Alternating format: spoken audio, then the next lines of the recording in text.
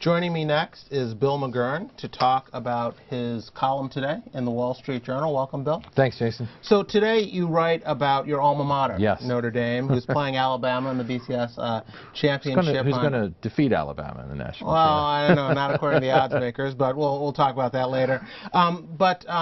You want Notre Dame, there's obviously going to be a huge TV audience for this game, and you want Notre Dame to use this opportunity to send a pro-life message to the nation. Talk about that. Well, Notre Dame for the past 6 seasons has had a terrific series of advertisements for its home games called What Would You Fight For?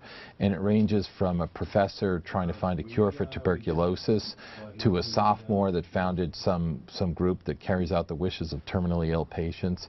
And I just thought it'd be a profound witness to have some Notre Dame student who volunteers at the local women's shelter to say, we fight for the life of the unborn child. We're the Fighting Irish, as part of that series. Remember, Tim Tebow did something in the Super Bowl. And I mean it not as a political statement, but just as a statement of philosophy and intent that we value life and so forth. I think we're so consumed by politics, and we're not consumed by, to me, the larger conversation. We have a clip from your column. Imagine if the millions tuning in to the January 7th championship game were to see one of these ads and then a sign-off on the ad, fighting for the life of the unborn child. We are the Fighting Irish. And you mentioned that the school has not hesitated to push other causes, using football to push other causes. In these other ads.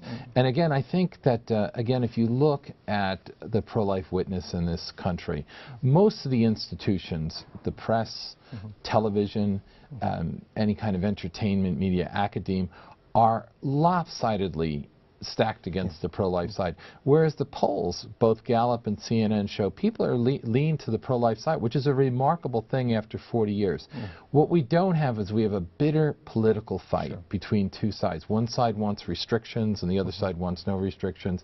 Some want subsidies and no subsidies. But we don't step back and have a conversation. It seems to me that a place like Notre Dame, what it offers is to bring people together, to have that conversation in a place where people that have differences but of goodwill can come together. It's not going to solve the problem, but it gives us a better context for the problem. And you also write that some of the more prominent Catholics in public life, people like Vice President Joe Biden or Nancy Pelosi, the Congresswoman from San Francisco, represent a party with a rather extreme view on abortion, and that Notre Dame's an institution that could help push back a little bit against Well, I mean, that's why I think it has a special resonance for Catholics. Look, in Indiana, we had a Republican senator who answered very awkwardly when he was asked about rape and so forth, and what he meant to say was all life is precious, and the media just piled on him.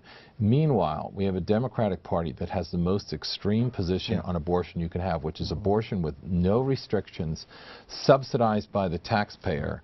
So you can't have a more extreme position, and that position is never covered in the press.